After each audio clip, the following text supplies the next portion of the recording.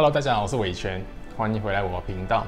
那在经历过了一个非常精彩的蛇年过后啊，属猴的朋友呢，在这个马年啊，又会迎来怎样的一年呢？我们这个视频啊，就一起来了解属猴的朋友在2026丙午年的一个总体运势吧。首先，我可以看到有的一个吉星啊是驿马。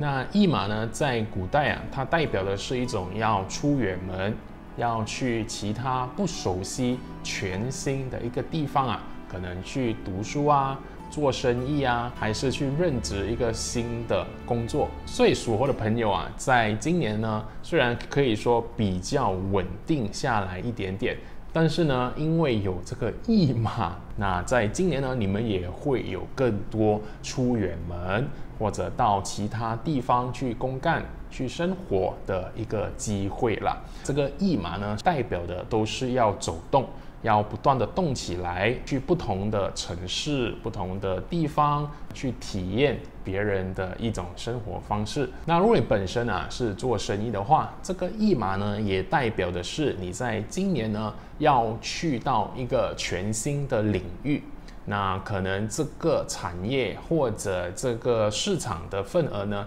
你之前啊是完全没有任何接触的，你完全不能触及他们的。那因为有这个驿马这个吉星的加持下，你呢会更加容易的进入到这个市场。所以呢，如果你在今年呢有打算生意上要进行一个扩张的话，那今年是一个非常好的机会啦。在某种意义上来看，这个驿马也代表的是一种财星啦，只是呢，这个财星啊是需要通过你不断的动起来，不断的往其他你完全不熟悉的领域去发展、去探索的时候，这个的财星啊才可以被你启动了。所以呢，属猴的朋友在今年啊，只要记得是新的东西，是一个你很不熟悉的东西，你愿意去尝试的话，它通常呢都可以给你带来蛮不错的一个回报。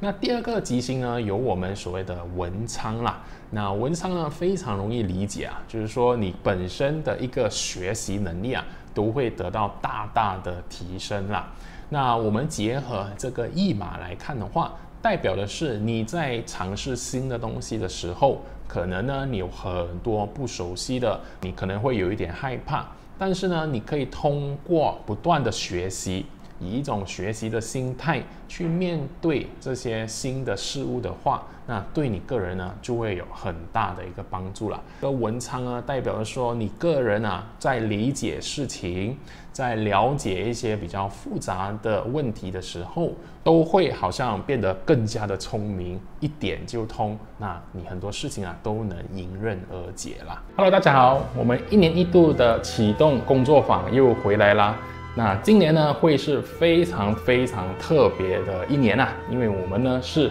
火马年。那在这个火的能量啊非常非常强烈的一年里面呢，到底又会迎来如何的一个运势？那我们在这个工作坊会来跟大家分享这一整年啊，我们的一个运势会是如何？那我们要怎么通过八字、风水还有奇门的方式呢，来最大化我们今年呢可以带给我们的一个机会？同时呢，我们也要避开啊，我们这一年呢可能会引爆的一些问题啊。那这些问题到底是什么呢？那记得就要来我的工作坊，我会一一跟大家来分析啦。那我们活动报名的详情呢，可以在我这个荧幕上的这个 QR code 或者呢那个连接都可以直接报名。那时间呢是我们2026年的1月10号还有11号，时间是早上的11点到1点。那非常期待呢，可以在这个工作坊见到各位啦。那我们线上见。那属猴的朋友啊，今年的凶星呢，也不会有太大的一个负面影响啦。那这里呢，我们会有孤城、伤门、地上还有隔角。那孤城啊，代表的是你在今年呢，会有很多事情呢，都需要你独自去面对，需要你一个人呢去完成它。所以大家可以想象的一个画面啊，就是你要去展开一个新的旅程的时候，很多时候呢你是一个人开始的，你没有同伴，你没有其他人跟你一起去开始这个旅程。所以呢，这个孤程啊，只是在提醒你，在今年呢，可能有很多时候都需要你一个人去开始这个新的旅程。那如果呢，你这个人啊是非常的 E 人的话，你是没有办法一个人这样子去面对所有事情的话，你会更容易感受到这个凶星的一个影响，会感觉比较孤独一点点啦。那至于商门还有地上呢，这两个啊，在名字上来看是好像很恐怖的一个凶星啊，因为呢，我们的英文你可以看到它是 funeral door 或者 earth funeral。那可能很多人就会问啊，是不是会有什么丧事会发生吗？那在这里呢，我们啊其实看到这两个凶星的时候，我可以很肯定的告诉大家，不用太担心，因为呢这两个凶星它代表的其实只是你在今年呢可能会遇到一些比较负面的事情。那这个负面的事情啊，不一定呢就是丧事，或者呢会有人去世。那在古代呢，可能是这样子的一个意思，因为在古代呢，如果有人去世的话，这是一个比较有问题的，因为呢，你需要出席这个丧礼，那可能呢，你在出席的时候，你呢就会招惹到一些可能是细菌啊、病菌啊，或者一些很不好的能量。那这个我们来到现代的话，那其实呢卫生情况已经大大的提升了，那所以呢我们不太会有这样子的一个顾虑。换成现代来看的话，这两个凶星啊，更多讲的是一种负面的事情，可能呢会有不少的情况呢会让你陷入一种负面的循环里面。那你在这样子的一个负面能量影响下，你个人的一个抵抗能力啊、身体的状态啊，都会受到影响。所以啊，属猴的朋友在今年呢，如果你感觉呢自己啊不小心陷入到了一种负面的漩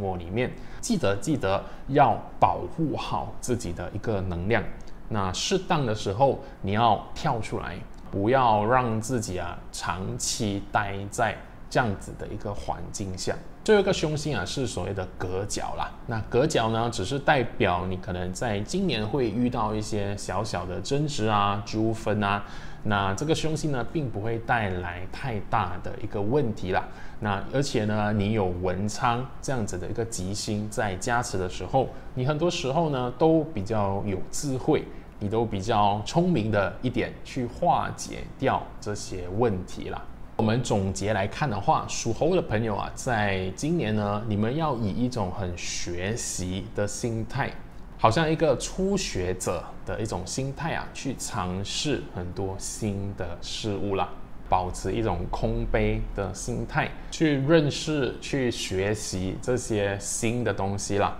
如果你带着自己过去的一些成见、一些限制性的思维啊，我们的这个文昌啊，就不会被你启动啦。因为呢，文昌呢说的都是要学习，都是要了解的。那第二点呢，是属猴的啊，在今年呢，如果你们只有一个人的话，你要觉得是 OK 的。在面对一些问题啊，要解决生活上的一些挑战的时候啊，先从一个人开始，自己先去面对，先去尝试要怎么解决，而不是一来呢就先去问别人到底要怎么办。在今年呢，你是没有什么贵人啊，你也没有其他的一些好的吉星啊来加持你，但你有的这些星呢，无论是吉星还有凶星啊，都在提醒着你，你需要自己去学习要如何应对，你要自己一个人去解决问题啦。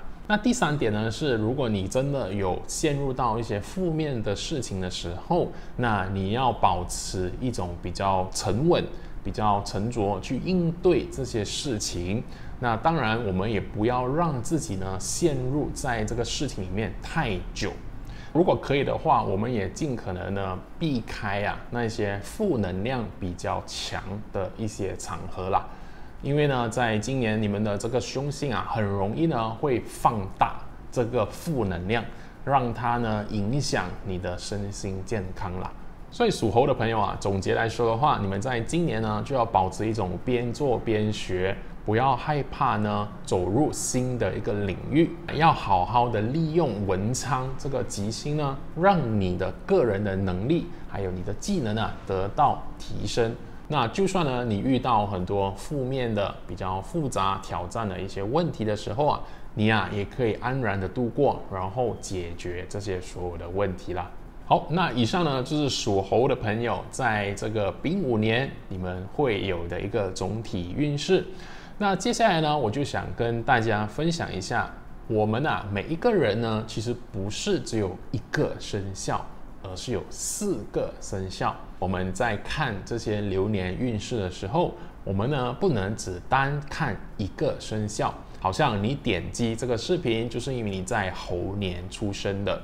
但是呢，在我们的八字理论里面，其实呢，我们每一个人呢都有4个。那这个4个是从何而来其实就是我们在排八字的时候，我们会有年、月、日、时这4个部分。那这4个分别呢都代表你人生的不同的部分。所以呢，如果你要更准确的知道自己的一个运程的话，你要看完4个生肖的运程啦。各位呢就需要懂自己的八字是如何。那网络上呢已经有很多的命盘可以免费呢排出你自己的这个八字。那大家呢只要去看你4个部分，它们分别的一个生肖是什么。那你们呢就可以去看我12个生肖不同的一个运势讲解啦。首先呢，我们来看年份。年份呢，它通常说的是一个人的社交环境，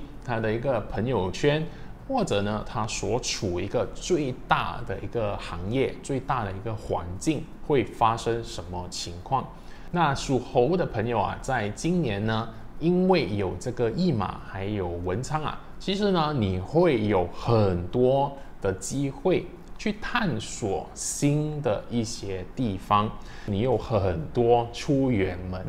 去旅行去外地公干这样子的一个机会。那这些的机会呢，如果可以的话，你应该要比较欣然的去接受，或者呢积极的去争取。那为什么呢？是因为这些新的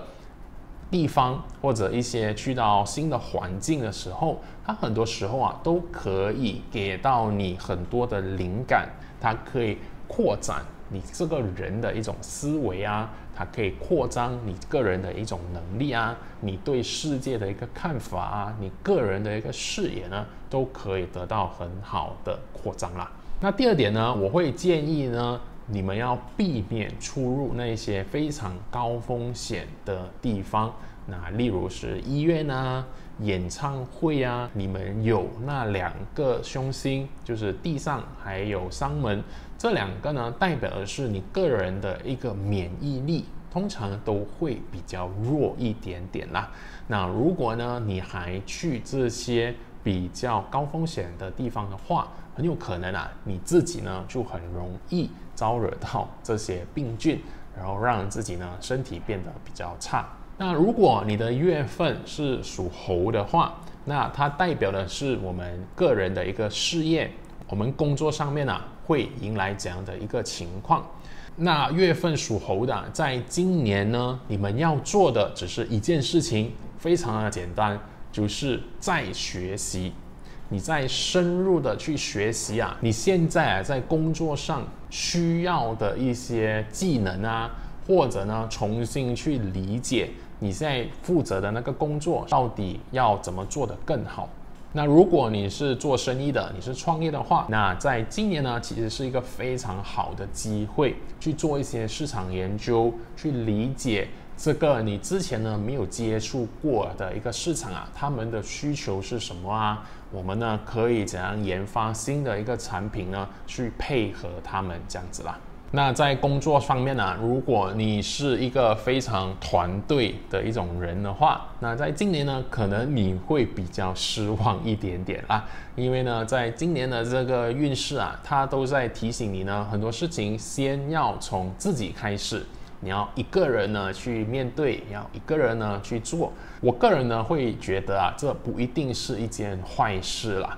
因为呢，你独自一个人去做的时候，很多时候你的很多能力啊，你个人的一种意志力啊，你的技能啊，才可以得到很好的培养。那如果你的日啊是属猴的话，那恭喜你啊，在今年呢，你的伴侣呢，可能啊会非常非常的忙碌。那怎么说忙碌呢？他很有可能啊，时常呢都要出远门啊，要去其他地方公干啊，或者时常不在家。因为呢，我们的这个日柱这里啊，它代表的是你个人的一个感情生活、你的家庭生活、你的伴侣这样子。所以呢，如果你之前呢是一个非常熟悉有你的伴侣跟你一起生活，或者他在家的一个时间呢是很长的话，那在今年呢，可能啊你要做一点点的调整啊，你要有一点的心理准备，他在今年呢可能会非常的忙碌。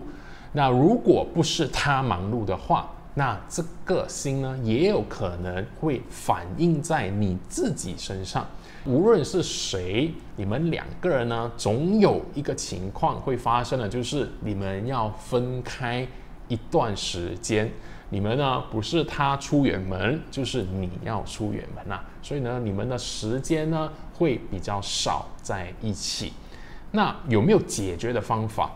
因为有一些人呢就说不可以，我一定要跟我的老公或老婆无时无刻都要黏在一起。那有没有办法去解决呢？是有的。OK， 你们要做的呢，就是你们两个人呢一起出远门。他要出国去公干，那你就是说 OK， 我也跟着你去。你去工作，那我就顺便去旅行去度假。那这个是好事还是坏事呢？我就交给你们自己去判断啦。那如果你本身是单身的话，那你可以做的是去尝试或者去探索一些新的爱好，一些新的技能，你可以去学。你之前呢不太会画画，不太会唱歌，不太会跳舞，这些呢你都可以啊，在今年呢鼓起勇气 ，OK， 去尝试，然后去学习，让自己呢学习上一个新的爱好啊，或者呢你之前呢一直以来啊都不太敢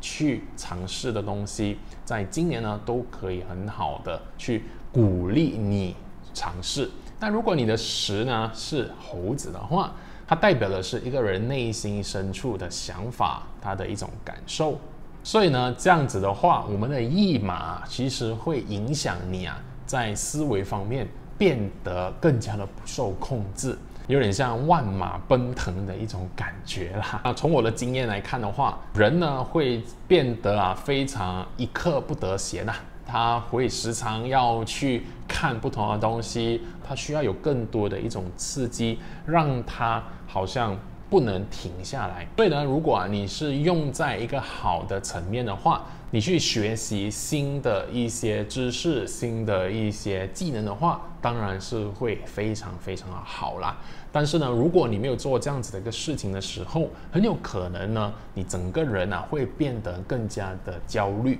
你可能无法静下来。你真的要把这样子一个很想动的这种能量，去把它引导到新的一些学习上。那当你这样子做的时候，你整个人呢可能就会回到比较安稳的一个状态。那这个时呢，它也可以代表的是一个人的下属或者孩子啦。那在今年呢，他们的这两组人都可以给你带来一些新的启发。因为呢，它有驿马还有文昌这两个结合起来的时候，他们可能会变得更加的好动，更加的好奇。你们要做的就是当他们有对一个事情、一个新的事物有好奇心，或者想要了解更多的时候，你不要呢一来就先扼杀他们的这份好奇心，反而呢先听他们要怎么去理解他们的这个探索的过程里面，